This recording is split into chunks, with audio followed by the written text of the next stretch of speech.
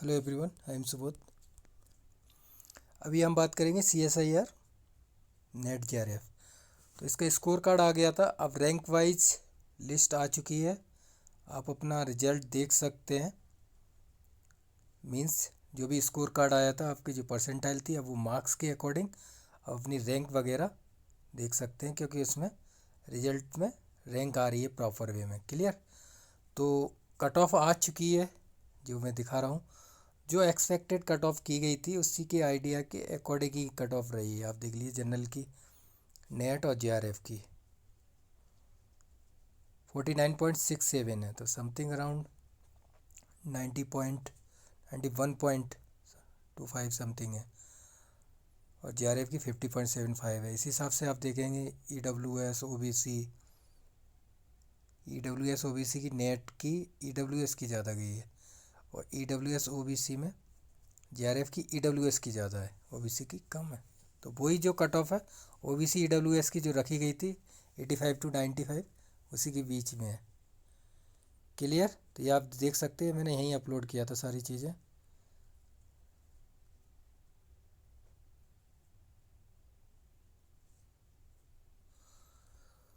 तो जो लोग इस क्राइटेरिया के अंदर आए हैं उनको congratulations to all of you. जिनका क्वालिफाइड हुआ है नेट JRF, बहुत लोगों का हुआ है। वो डेट अपडेट हो जाएगी जितनी फाइनल्स लिस्ट सर्चिंग में चल रही है। तो जितने लोग क्वालिफाइड हुए हैं वो अपना सर्टिफिकेट लीजिए। देखो, नेट का सर्टिफिकेट और UGC सर्टिफिकेट आ ही जाते हैं। JRF CSIR का सर्टिफिकेट आप ऑफिस से ले सकते हैं।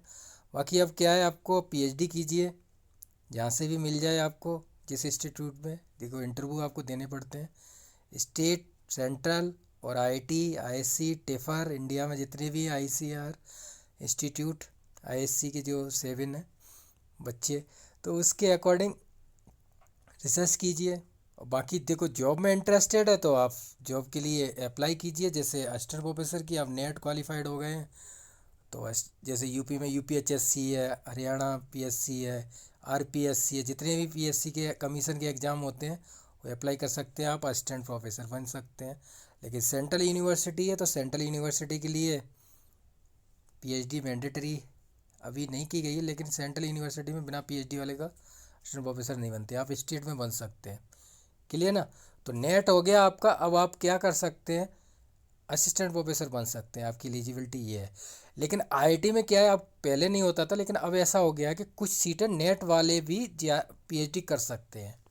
कई सालों से हो रखा है। पहले JRF वाले ही IIT में एडमिशन लेते थे, लेकिन अब ऐसा नहीं है।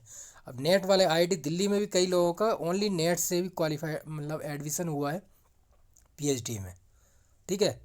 तो इसलिए आप, ऐसा नहीं है, IIT में भी नेट के लिए कुछ सीटें की गई। पहले क्या होता था, CSIR और UEC की और गेट की सीटें हुआ करती थी। तो क्या है कि गेट MHRD देती है स्कॉलरशिप, तो HRA नहीं मिलता, तो उसके अकॉर्डिंग। लेकिन अब नेट की भी कर दी गई हैं। क्लियर। प्रोजेक्ट में ले लेते हैं उनको, स्कॉलरशिप उतना ही मिलता है JRF जितना। ठीक है। तो आप IIT में भी अप्लाई कर सकते हैं। तो ये अपॉर्चुनिटी है आपके पास नेट के। रिसर्च कीजिए। आप देखो, रिसर्च में क्या करते हैं, रिसर्च डिपेंड करती है आपके ऊपर। आप जितना रिसर्च में इन्वॉल्व होंगे उतना ही अच्छा रिसर्च करेंगे, पेपर अच्छे पब्लिश हो जाएंगे। ACS और अच्छे अच्छे जर्नल हैं, ACS है, अमेरिकन या बहुत सारे। तो आप क्या है, अदर कंट्री अब्रॉड चले जाएंगे, वहाँ से PDF कर लेंगे। एक बार नहीं, 2 बार 3 बार PDF कर लीजिए। इंडस्ट्री में आप जा सकते हैं, बहुत जगह जा सकते हैं PhD करने के बाद, है ना। तो PhD से बेनिफिट है। लेकिन अगर आप गवर्नमेंट जॉब सोसाइटी को देखते हो आप, तो आप गवर्नमेंट जॉब सोसाइटी में मेंटेलिटी बनाई हुई है।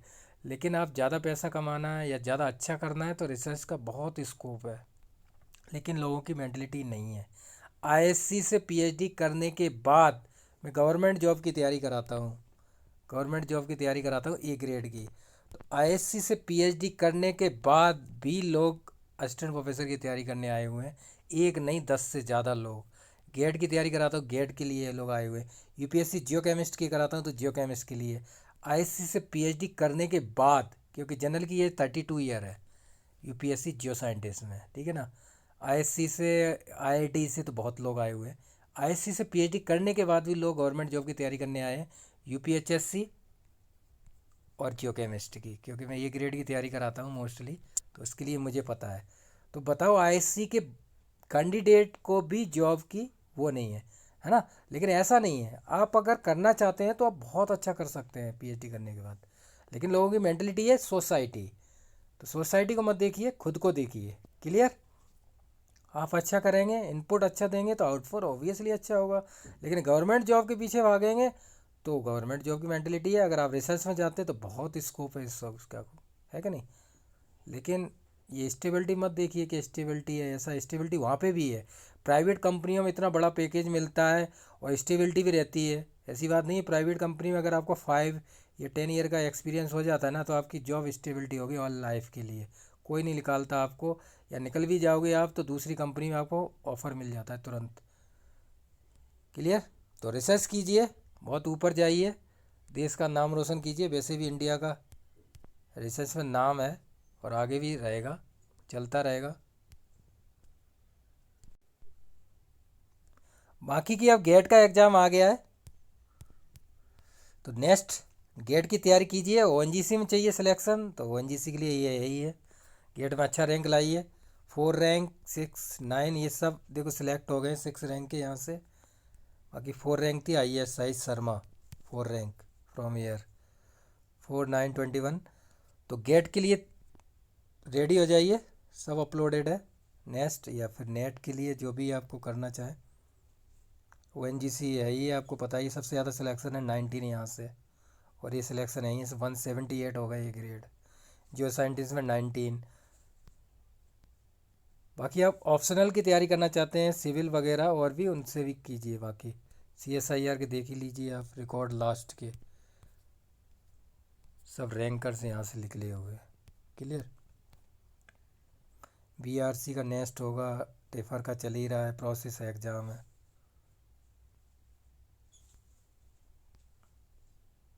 178। बाकी असिस्टेंट प्रोफेसर के जितने एग्ज़ाम होते हैं वो आप देख सकते हैं, UPHSC, TGT, RPSC।